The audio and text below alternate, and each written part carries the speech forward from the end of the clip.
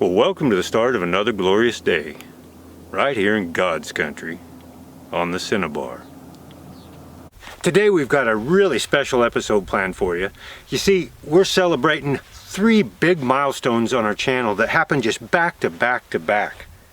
We hit 10,000 subscribers, 100,000 viewing hours, and 1 million views just over the last few days.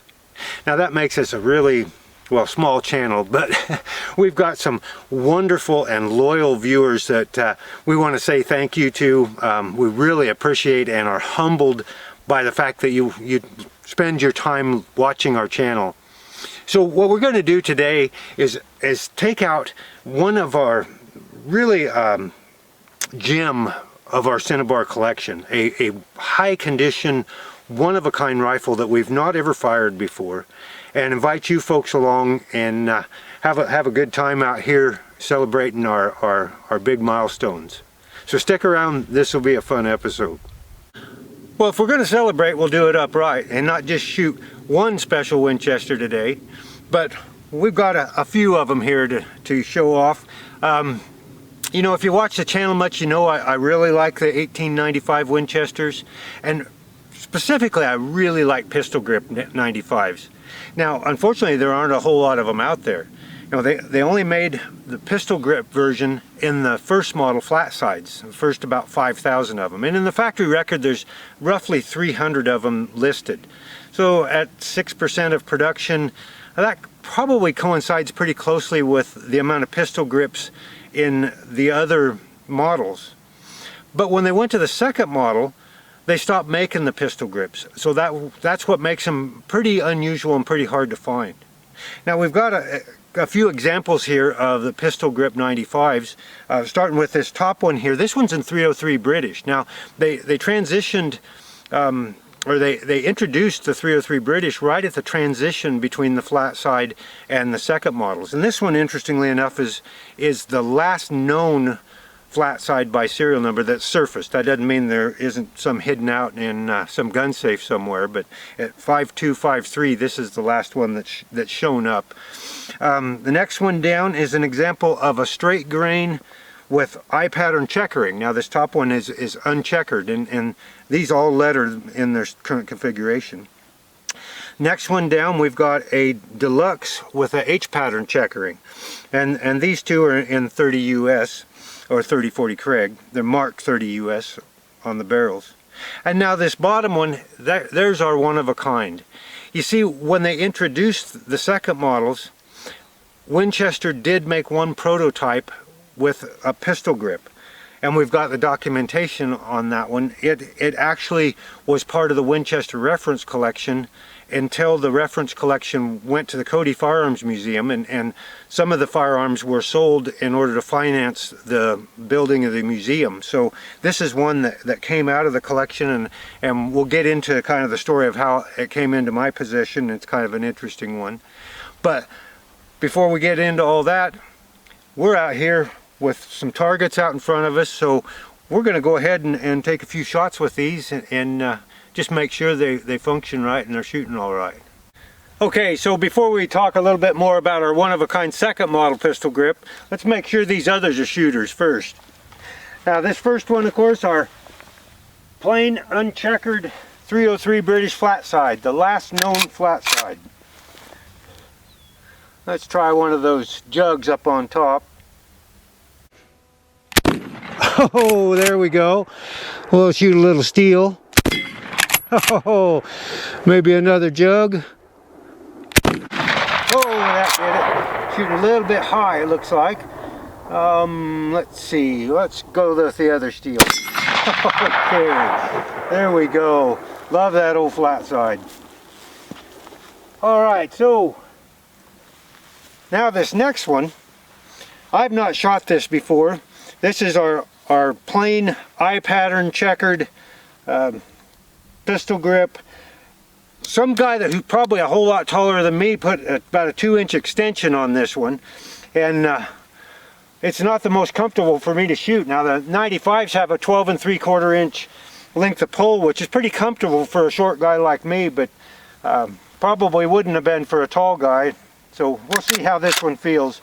I have no idea where it's shooting, so we'll shoot steel. Looks like a little high. Okay, so maybe we'll try to hit that jug low. Oh yeah, there we go. We'll hit one of these closer up jugs. Oh, that did a number. All right, one more. We'll just go ahead and hit steel again. Okay. Oh, that's a great shooting old gun. One of these days we'll make a buttstock for it. They like you can go out and find a pistol grip buttstock for these 95s everywhere. Now we'll go with our Deluxe 95. If you watched my episode last year where I was deer hunting, this is one we got our deer with. So pretty confident in this one shooting. Let's try that big jug off to the right there. Yep, we'll go after that long range one out there ways. Oh, I shot right over the top of it. Oh, not that time. Okay, and we'll get steel again. Okay. That's a great old rifle. I got that from one of my dearest good friends. Alright, so now we're up to our one-of-a-kind. Let's take a little closer look at it and kind of fill you in on a little more of the details on this one. Now this is just an absolutely gorgeous example of a rare collectible Winchester. And it was made right at the transition between the first models and second models. Interestingly, at model or serial number 5175, this one's an earlier serial number than that 303 British that we were just shooting. Now, one of the big differences between first models and second models, besides the shape of the receiver, which is the most recognizable, is that they went to a two-piece lever in the second models. So instead of a one-piece like most of the other models and the first models, they went to this two-piece, which made it much more difficult to create this curve for the pistol grip. Now, this particular rifle, believe it or not, I bought over the internet at one of the big national auction houses auctions, and nobody bid against me. I got it for the very minimum bid. You see, the factory record is blank on this one. So in talking to several collectors afterwards, people thought it was not right. It was a made-up gun.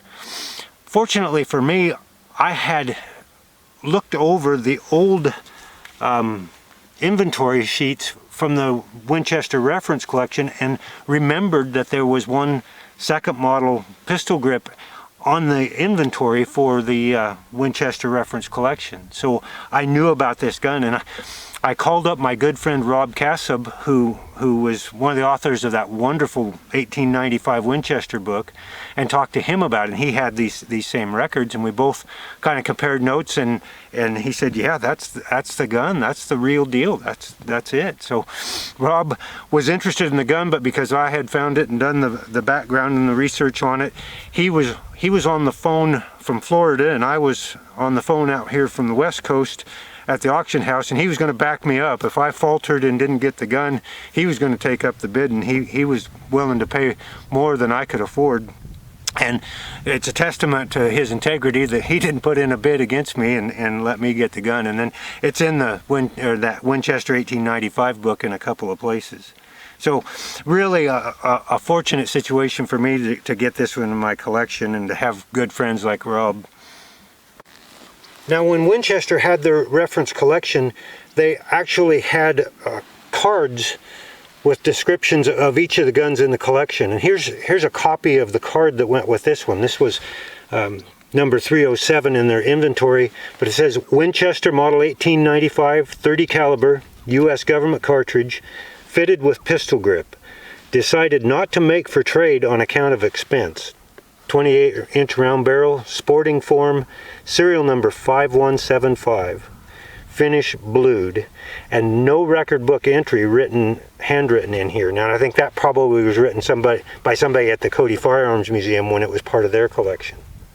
And underneath it is a copy of a page out of the inventory that was kept for the collection and has the same information on it down here. Now interestingly, this card there, this copy of the card, was with the gun when it was shipped to me. So the auction house had it, but they didn't show it in the description. And if they had, probably more people would have recognized that this was the legitimate prototype second model pistol grip. And probably somebody with a whole lot deeper pockets than me would have ended up with it. Now, after this one was made, Winchester did make 4 or 5 on special orders. People really wanted a pistol grip second model. But what they didn't do is bend the lower tang or the finger lever. So it had a straight lower tang, a straight finger lever, and it just kind of, the finger lever just kind of sucked up into the pistol grip inside the wood there. Kind of an oddball thing. And of course those are very rare and sought after as well. I do know where one is, but boy, I sure haven't been able to talk the owner out of it. Now I know there's probably going to be some people out there that are thinking, oh my goodness, is he really going to shoot that rifle? Well, yes sir, I am, and I'll tell you why. They were made to be shot, and this is one guy that's not going to go to his grave with the regret of having owned that rifle and never fired it.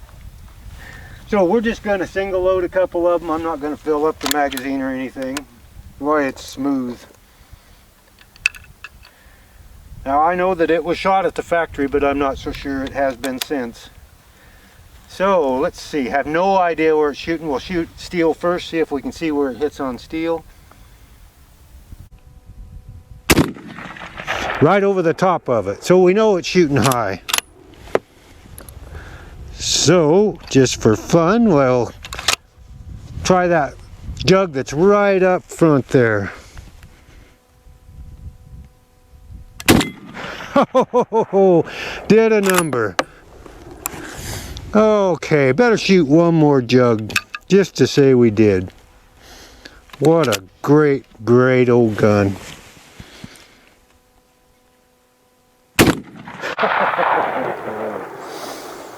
There you have it.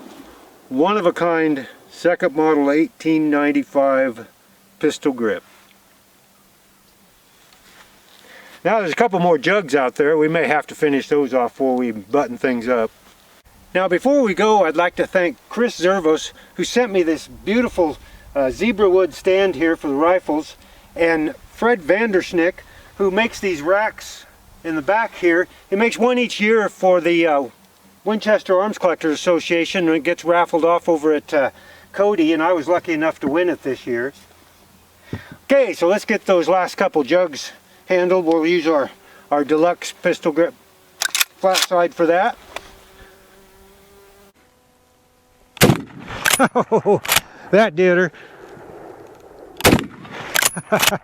Okay, those are done. We better hit a little steel.